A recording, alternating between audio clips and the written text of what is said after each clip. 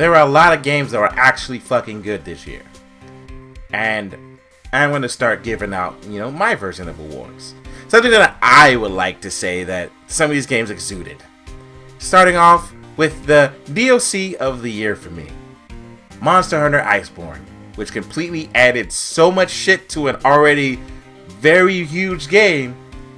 It raised the bar. And unfortunately, it took a top spot as some of the greatest DLC I've played in a long time. I can definitely say that. Wargroove, one of the best pixelized games I've played in a while.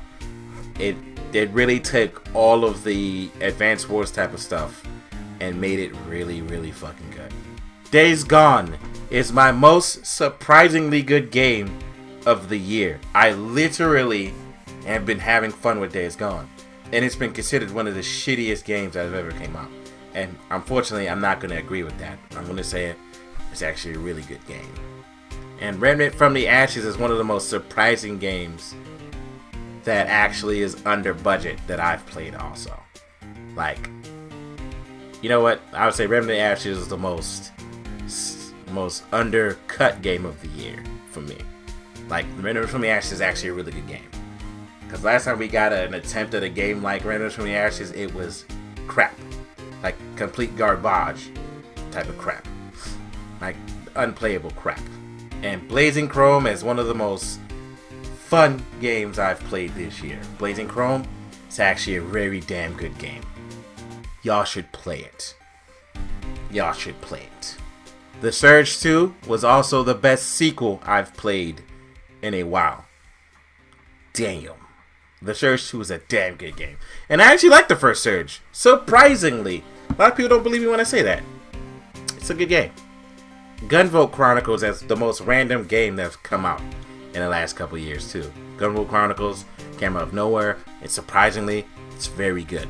It's very good. It's very good. Indivisible as a surprisingly good backed game that I actually backed. That's why you don't see a review of it. I can't review it. I backed it, so that would be cheating. But surprisingly, one of the funnest games I've played that has been backed. It's better than Mighty Number 9. There's also another game on this list that I backed, but I'm not gonna put it right here in this part. Star Wars Jedi Fallen Order takes my met or surpassed expectation award. It actually met and surpassed my expectations of it being a good game. It was actually a good game, which is surprising. EA making a good... Oh, shit. Oh, my God. EA has a good game on their hands. Oh.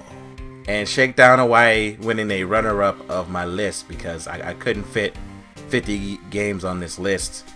But remember, all the games down this list, except for the top 3, are not in any particular order. I just put them on the list. Oh, and Greedfall gets my both a good and bad game at the same time award.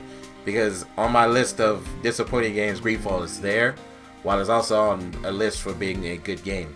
While I got addicted to Greedfall because of the parts that are good, I've also can say why Greedfall can be considered bad. It's not the greatest game, it's also not the worst game.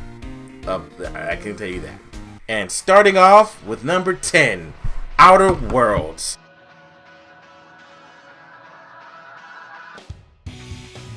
Outer Worlds is one of the most surprisingly good games. Wait, why is it surprising? No, it's not. It was made by the same people that made Fallout New Vegas, which is my favorite Fallout of all time. Now, a lot of people don't understand it, a lot of people don't like it, but I'm one of the people that like it. Number 9, Bloodstained.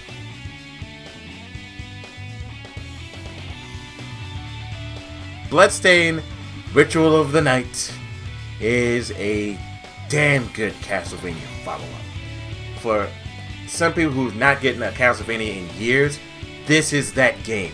This is the game that truly is high quality. It has a whole map.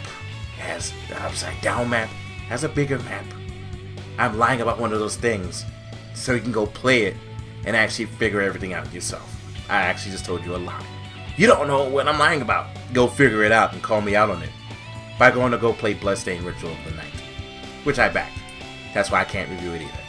Even though I beat the holy shit out of that game. Marvel Ultimate Alliance 3.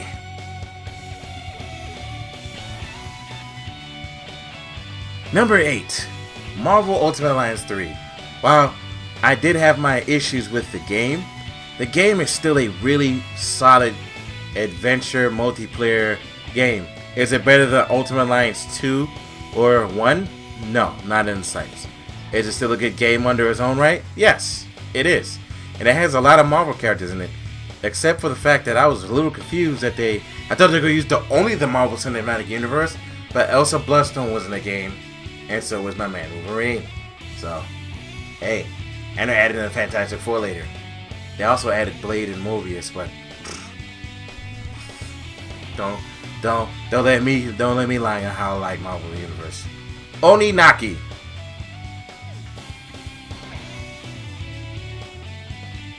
Oninaki is a surprisingly fun RPG for what it is.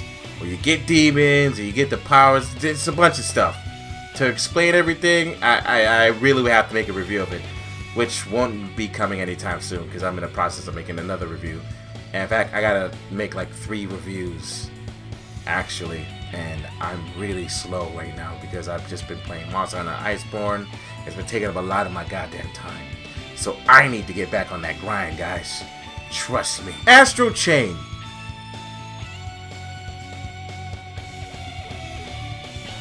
Now when I first saw Astral Chain, it looked like a game that would be very annoying to play. And then I played it and beaten it, and I can honestly say the game is damn fun. It is a platinum game through and through. It is so damn good as a platinum game that I legit forgot. I forgot that this company can make solid games with solid ideas. I literally forgot. And then I played the game and was like, oh yeah, it's fucking Platinum Games. They know how to make a solid action game with solid ideas. Borderlands 3.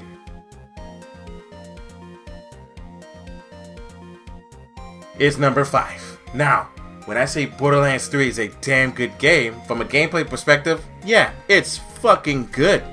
That game has a lot of loot and a lot of guns, and they give you the guns and loot without shooting with the DLC gun. Everybody likes the DLC gun, right? No. The gameplay is solid, the story is a little iffy, and the game is painfully not funny. Like, at all. Like, I've only laughed at character dialogue between the characters, like certain things. I've never fully laughed at the game because I know that is, to me, it's just not funny. I'm not gonna laugh at nonsense. And of course, Ava's in the game, and it makes me want to punch a small goat in the head, or get punched by a goat. Either or would be better than Ava in this fucking story for the future. Daemon X Machina.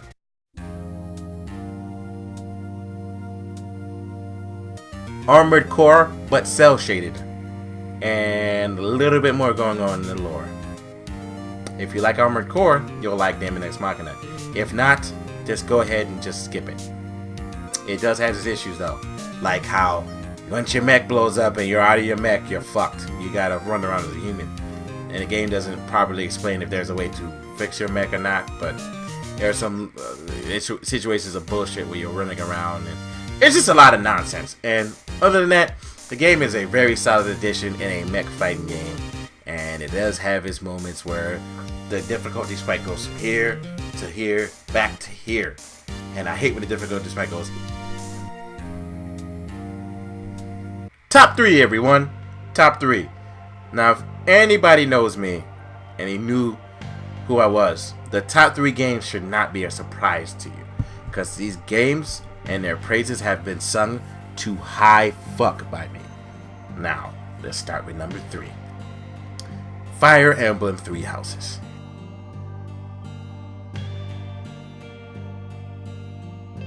Now, that game is so good. And it is officially my favorite Fire Emblem, and I've only played 4 of them. I think. I'm trying to get out of here. 4 of them, okay? Played 4 Fire Emblem games. I can't count. I don't give a fuck. 5 now. 4, 5. I played multiple Fire Emblem games, and what makes this game good to me is not only the story, the 3 fucking stories technically in one game that you play. You can play 3 different stories with 3 different houses.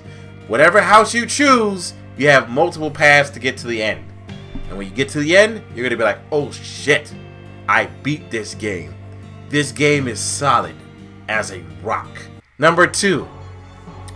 Number 1 and 2 are so good to me that they can be interchangeable at any moment in time. Like right now, I could put the one game I'm putting at number 1 right now as number 2, and the game I have at number 2 as number 1. That's how good these 2 games are. In these 2 games, in a world with nonsense in it. But because of something in the PlayStation Store, I'm gonna give the number 1 spot to something else. I'm gonna give the number 2 spot to the game that has the DLC bullshit in it. I'm gonna give it to Devil May Cry 5.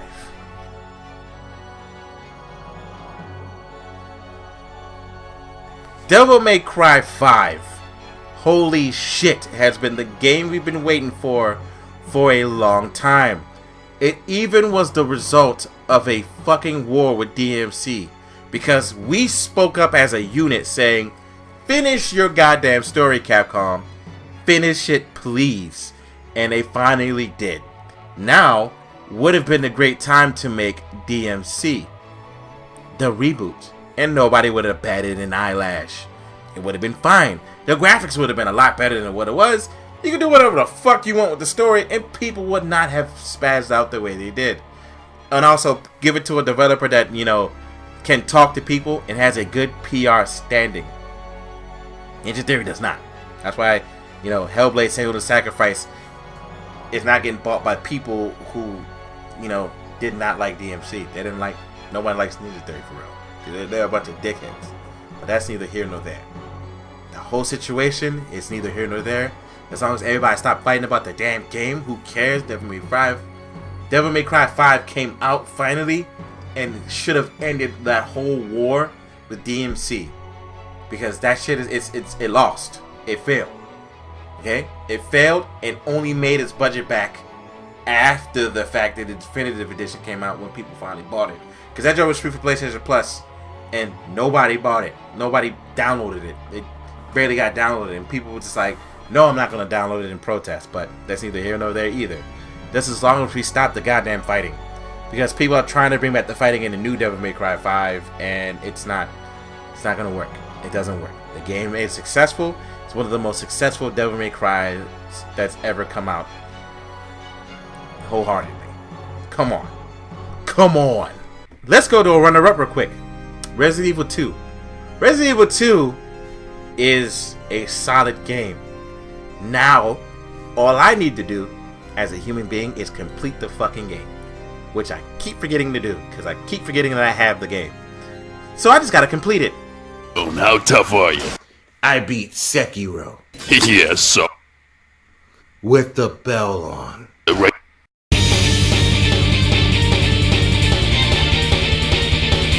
The number 1 game of the year for me is Sekiro, Shadows Die Twice. Now, that game had everything going against it before it came out to me. Like, hey, Activision's publishing it. Activision? Why? Why are they even touching this? Next thing you know, it came out, I'm like, where the DLC at though? Where's the microtransactions at? And I gave it the top spot.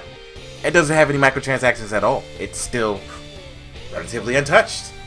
And it's still one of the funnest speed games to watch. It's one of the hardest Souls games I've played. And it requires a mastery that by the time you reach the last boss, had you not mastered shit, will beat the holy shit out of you 1 billion times over. And it is good to actually feel such dread in a Souls-like game that is made by the actual company. For me, honestly, they made Neo kind of, you know, they took their shit, the same era, made it a fictional era, no, fictional kingdom and shit, and yeah, they made a game, and the game, to me, was damn near almost one of the greatest games I've ever played. It's one of the greatest Souls games I've ever played. That is not debatable. It's one of the greatest. It's just, like I said, that and Devil May Cry 5 could have been interchangeable, and I've decided to give it to Sekiro. And Sekiro, to me, is the 2019 Game of the Year. You can go look at the review on the channel. I called it one of the 3 games of the year. It was automatically in the top 3. Automatically with Devil May Cry 5. Devil May Cry 5 and Sekiro were the 2 games that came out this year that I automatically put in the top 2 spots of the Game of the Year. I just needed the 3rd game, and Fire Emblem 3 Houses came out and took the spot. And it happened to be an amazing experience. That being said, I will catch you guys on the next Wild Fang thing that I do. I also have a surprise for you guys. Let's just say May